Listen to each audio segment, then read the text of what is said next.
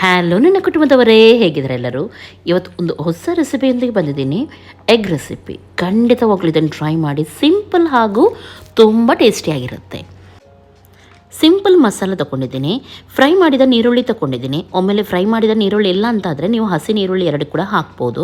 ಒಂದು 8 ಹಸಿಮೆಣಸಿನಕಾಯಿ, 1 ಗೆಡ್ಡೆಯಷ್ಟು ಬೆಳ್ಳುಳ್ಳಿ ಹಾಗೂ ಕೊತ್ತಂಬರಿ ಸೊಪ್ಪು, ಸಣ್ಣ ದೊಡ್ಡ ಶುಂಠಿ ಇಷ್ಟನ್ನು ಮಿಕ್ಸಿ ಜಾರಿಗೆ ಹಾಕಿ ಗ್ರೈಂಡ್ ಮಾಡಲಿಕ್ಕುಂಟು. ಗ್ರೈಂಡ್ ಮಾಡುವಾಗ ನಾನು ಇದಕ್ಕೆ ನೀರನ್ನು ಸೇರಿಸಲ್ಲ, ಅದರ ಬದಲು ನಾನು ಇದಕ್ಕೆ ಮೊಸರನ್ನು ಹಾಕ್ತಾ ಇದ್ದೀನಿ.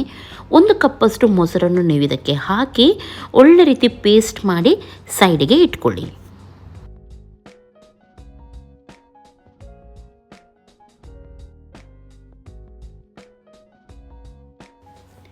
ಇವಾಗ ಒಂದು ಕಡಾಯಿ ತಗೊಳ್ಳಿ. ಅದರಲ್ಲಿ ಸ್ವಲ್ಪ ಎಣ್ಣೆಯನ್ನು ಹಾಕಿ ಅದಕ್ಕೆ ನೀರುಳ್ಳಿಯನ್ನು ಹಾಕ್ತಾ ಇದ್ದೀನಿ. ಸಣ್ಣ ಸಣ್ಣದಾಗಿ ಹೆಚ್ಚಿದ 2 ದೊಡ್ಡ ನೀರುಳ್ಳಿಯನ್ನು ಹಾಕಿ ಒಳ್ಳೆ ರೀತಿ ಇದನ್ನು ಫ್ರೈ ಮಾಡ್ತಾ ಇದ್ದೀನಿ. ಸ್ವಲ್ಪ ಕಲರ್ ಚೇಂಜ್ ಆಗುವವರೆಗೂ ಫ್ರೈ ಮಾಡೋಣ. 1 ಚಮಚದಷ್ಟು ಕೊತ್ತಂಬರಿ ಪೌಡರ್ ಹಾಗೂ ಚಿಲ್ಲಿ ಪೌಡರ್ ತಗೊಂಡಿದ್ದೀನಿ. ಹಾಗೂ ಸ್ವಲ್ಪ ಒಂದು ಕಾಲು ಚಮಚದಷ್ಟು ಜೀರಾ ಪೌಡರ್ ಹಾಗೂ ಸ್ವಲ್ಪ ಗರಂ ಮಸಾಲ, ಪೆಪ್ಪರ್ ಪೌಡರ್ ಹಾಗೂ ಸ್ವಲ್ಪ ಉಪ್ಪು ಇಷ್ಟನ್ನು ಹಾಕಿ ಇದನ್ನು ಸ್ವಲ್ಪ ಹೊತ್ತು ನಾನು ಫ್ರೈ ಮಾಡ್ತೀನಿ. ಇದೆಲ್ಲ ಒಳ್ಳೆ ರೀತಿ ಫ್ರೈ ಆದಮೇಲೆ 1 ನಿಮಿಷ ಇದನ್ನು ಫ್ರೈ ಮಾಡಿದ್ದೀನಿ ಚೆನ್ನಾಗಿ. ಆಮೇಲೆ ನಾವು ಪೇಸ್ಟ್ ಮಾಡಿದ ಮಸಾಲ ಇತ್ತು ನೋಡಿ, ಅದನ್ನು ಕೂಡ ಇದಕ್ಕೆ ಹಾಕೋಣ. ಹಾಗೂ ಒಳ್ಳೆ ರೀತಿ ಎಣ್ಣೆ ಮೇಲೆ ಬರೋವರೆಗೂ ಇದನ್ನು ಫ್ರೈ ಮಾಡೋಣ. ಮಸಾಲ ಚೆನ್ನಾಗಿ ಇದರಲ್ಲಿ ಫ್ರೈ ಆಗಬೇಕು.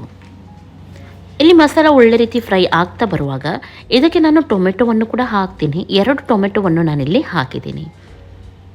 ಹಾಗೂ ಟೊಮೆಟೊ ಒಳ್ಳೆ ರೀತಿ ಸಾಫ್ಟ್ ಆಗುವವರೆಗೂ ಹಾಗೆಯೇ ಬಿಡೋಣ.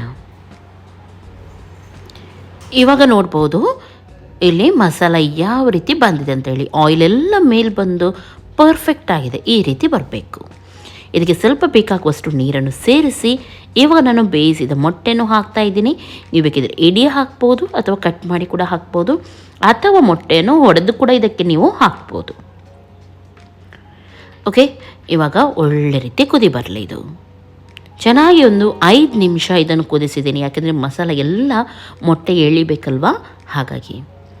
ಇವಾಗ ಇದು ರೆಡಿಯಾಗಿದೆ. ಬೇಕಿದ್ದರೆ ನೀವು ಇದಕ್ಕೆ ಕೊತ್ತಂಬರಿ ಸೊಪ್ಪನ್ನು ಹಾಕ್ಬೋದು. ನಾನಿಲ್ಲಿ ಹಾಕ್ತಾ ಇಲ್ಲ, ಆಲ್ರೆಡಿ ನಾವು ಕೊತ್ತಂಬರಿ ಪೇಸ್ಟನ್ನು ಹಾಕಿದ್ದೀವಿ ಅಲ್ವಾ, ಹಾಗಾಗಿ. ನೋಡಿ ಎಷ್ಟು ಚೆನ್ನಾಗಿ ಬರುತ್ತೆ ಅಂದರೆ ಇದು ನಿಮಗೆ ರೈಸೊಂದಿಗೆ, ಚಪಾತಿಯೊಂದಿಗೆ ಎಲ್ಲದರೊಂದಿಗೆ ಕೂಡ ಪರ್ಫೆಕ್ಟ್ ಆಗುತ್ತೆ. ರೊಟ್ಟಿಯೆಲ್ಲ ನೀವು ಇದರಲ್ಲಿ ತಿನ್ಬೋದು. ಮಕ್ಕಳ ಟಿಫಿನಿಗೆ, ಆಫೀಸಿಗೆ ಎಲ್ಲದಕ್ಕೂ ನೀವು ತೊಗೊಂಡೋಗ್ಬೋದು. ಅರ್ಜೆಂಟಲ್ಲಿ ಮನೆಗೆ ಬಂದು ನೀವು ಇದನ್ನು ಮಾಡ್ಬೋದು. ಓಕೆ, ಲೈಕ್ ಆಯ್ತಂದ್ರೆ ಲೈಕ್ ಮಾಡಿ, ಶೇರ್ ಮಾಡಿ, ಸಬ್ಸ್ಕ್ರೈಬ್ ಮಾಡಿ. ಇನ್ನು ನಾಳೆ ಸಿಗ್ತೀನಿ. ಎಲ್ಲರಿಗೂ ಟೇಕ್ ಕೇರ್. ಬಾಯ್ ಬಾಯ್.